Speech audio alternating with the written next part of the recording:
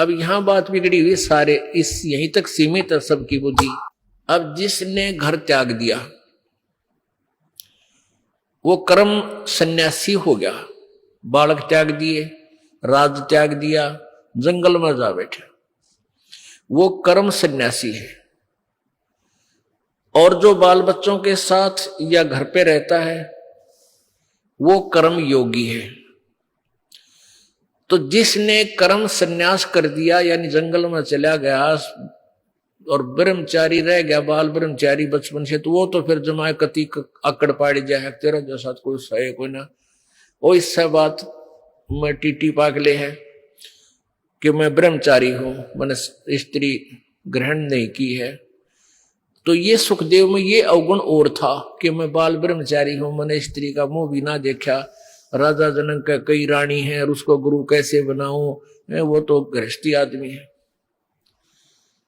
इसके लिए परमात्मा का विधान बताता है, केले की कोपीन है जो फूल पान फल खाही, नर का मुख नहीं देखते जो बस्ती निकट ना जाई, वो जंगल के रोज हैं जो मनुष्यों विद के जाई, निस्तिन फिरे उजाड़ महीनों परमात्मा पावे नाही।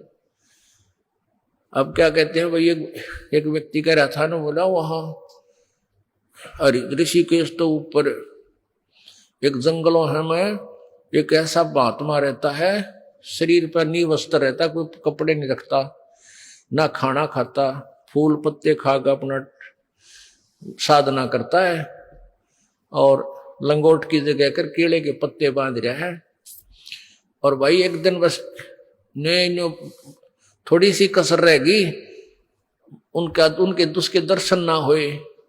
जो ही मैंने उनकी तरफ दृष्टि की, उनका मुंह बैक हो गया और वो भाग के गुफा में जा बड़े की तो गहरे, और जब दर्शन हो जाती है तो बेड़ा पार हो जाता है। अब इसके विषय में कहते हैं, परमात्मा का विधान बता रहा है कि कीड़े की कोपीन है, लंगोट पर्दे पे, यानी इतने त्यागी वैरागी समझते हो, लगते हैं तुम्हें। केले की कोपीन है, पान यानी पत्ते, फूल और फल खाही, और आदमी का मुख नहीं देखते। कहते वो महात्मा आदमी के निकट ना आता, अंदर घुस जा, भाई महापुरुष पड़ा है।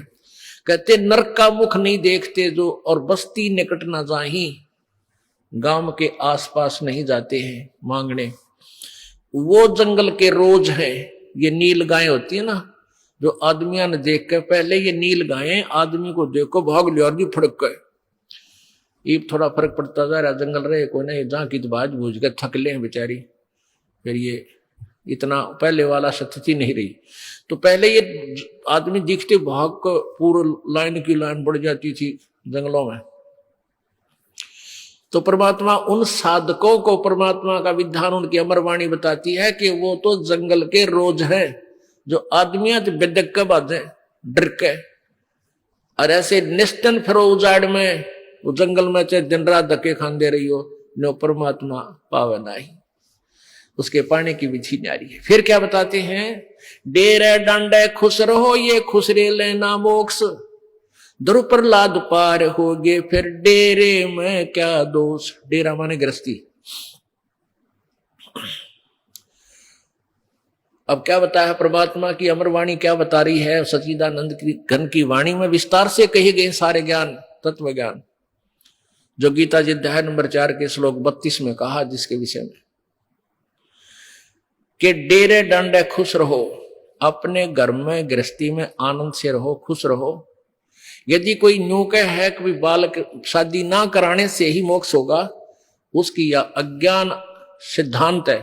भाई ध्रुव प्रहलाद को तुम पार मानते हो तुम्हारे विधान से कि ध्रुव प्रहलाद पार हो गए, और ध्रुव प्रहलाद दोनों ही घर में थे, गृहस्थी थे, इनने ब्याह करवाया, इनका बालक हुए और ये पार हुए। फिर ब्याह करवाने में यानी गृहस्थी में दोष क्या है, तरी कुछ बुद्धि से काम लो। और यदि तुम समझते हो कि भाई शादी ना कराने मात्र से, यानी स्त्री संग ना करने मात्र से ही मोक्ष है, तो तुम्हारा नंबर तो बहुत देर तक आता। ये यानी ये खुसरे नपुसंक, ये तो पहले पार हो जाते तुम्हारे से। केवल एक इसी सत्र को, इसी लेवल से तुम अपने आप को सुपीरियर मानते हो, तो तुमसे सुपीरियर तो ये हिजड़े हैं, बचपन से ही चाहते हुए भी इनमें विकार नहीं हो सकता, और तुम तो कितने काम बिगाड़ सकते हो। तो कहने का भाव ये परमात्मा का कि परमात्मा की भक्ति से खुश रह करो, और ते ब्रह्मचारी करो, और ते शादीशुदा करो। लेकिन दुराचार बुरा है तो सबका काम बनेगा, लेकिन शास्त्र अनुकूल हो।